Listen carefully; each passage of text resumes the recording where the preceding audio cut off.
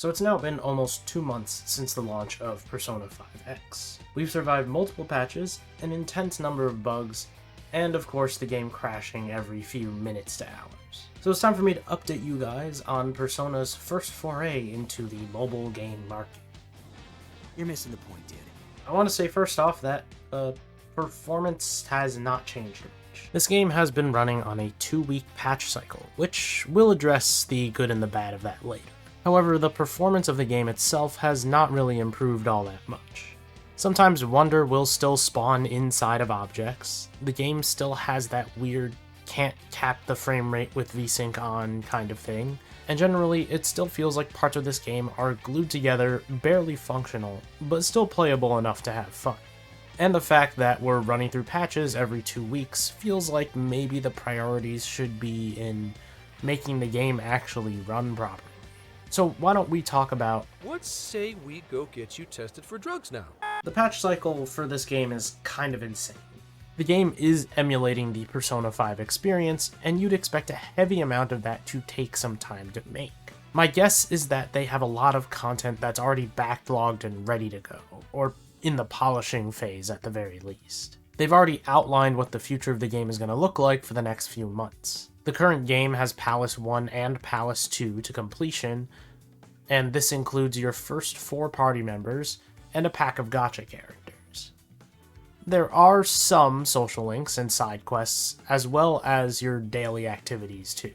There's also the limited time Kamoshida crossover event, which is now gone, and replaced with the Monorame crossover event, which will eventually be followed up by the Kanashiro event. Palace 3 is seemingly going to be coming in the next couple of months as well. Now this sounds like a chunky game, and it is, but this comes with its own set of problems too. I've had ample time to sit down and play this, but the amount of content that gets churned out every few weeks is kind of exhausting to keep up with. If I had a lot more responsibilities, I think keeping up with this game's loop would just be a lot more difficult. That said, if you are someone who is looking to start a meaty mobile game, this is a good place. But I also get the feeling that there are going to be some deterrents for a lot of people if things are not finely tuned a bit more in the future. What now? Palace 1 is no walk in the park. Early on, it'll feel pretty simple, but if you intend to explore 100% of the area, then you're in for the long haul. Some fights are brutal, which is both a good and a bad thing, but Palace 2 presents an even greater difficulty spike. I said I would update my thoughts on the game once I finished Palace 2, and now that I have, if you're playing for long stretches of time every single day, once you get to Palace 2, you're gonna feel like you're very underpowered when approaching the halfway point of this dungeon. Enemy levels wind up spiking up pretty high, and the unique challenges that they offer for the challenge fights are a lot rougher to deal with as a whole. This is also not accounting for the language barrier standing between me and the game. But regardless, you will be challenged, and this game does not pull its punches on that. Even the limited time event bosses are kind of actually tough. And this isn't really an issue if you've got the time for it, but it can be frustrating if you just want to clear some optional content and go play something else. My general point is that the difficulty might need to flatline or chill out a little bit at some point, because as much as I am enjoying the mobile game, I also want to be able to balance this game with the other stuff that I'm playing and just my life. But if you are looking for something with a good level of strategy and difficulty behind it, this might actually be a good game for you. I would argue that some of this stuff is way harder than normal Persona.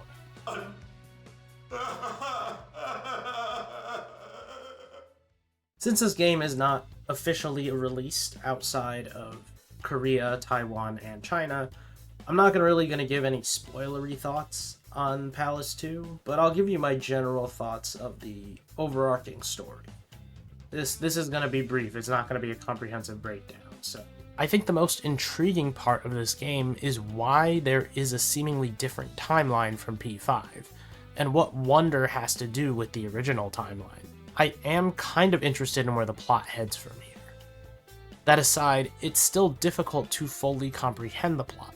Pronouns can be switched with the auto-translations, and sometimes phrases don't translate properly either. What I'm saying is that, again, I understand the basic gist of the plot, but there is some deeper stuff that's definitely being lost to the void.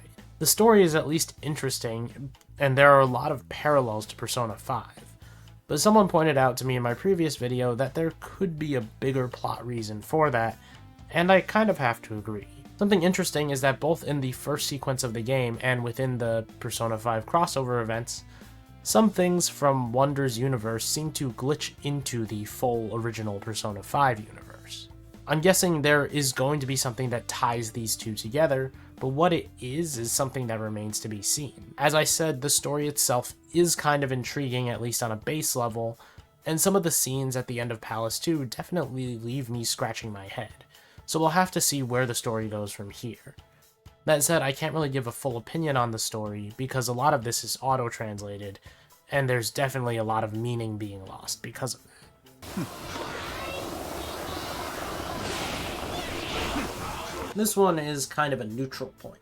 Gacha games are grindy games, and until you reach the true endgame, you'll be spending a hefty amount of time in these anime gambling dungeons. P5X is no different. There's a lot to grind for. The game is basically taking a whole chapter out of Genshin and Star Rail's systems. You'll have to grind for EXP, weapon XP, ascension materials, level up mats, artifact and relic-esque equipment, and much more.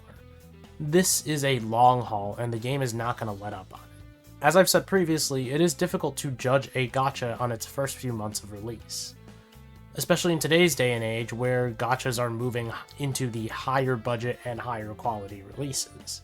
That said, beyond just material and equipment grind, pushing for 100% exploration in the two palaces is another hurdle on its own. If you intend to get into this game, just know there's a lot to do. My only concern is that this is going to wind up being a huge time sink consistently.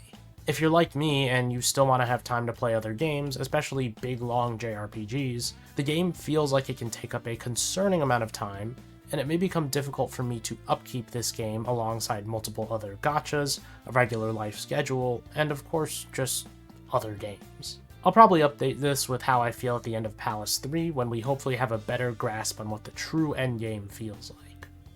I can almost taste the juicy tenderness. What? Persona 5 The Phantom X still has no set global launch date, and I know that's what a majority of people are waiting for. There are rumors that it'll be launched within this fiscal year, but that remains to be seen too. I'll say that this game is at least worth a shot. I'd hope that global will include some optimizations to the game's performance, and at least more consistent fixes for PC. There's still a high degree of jank here.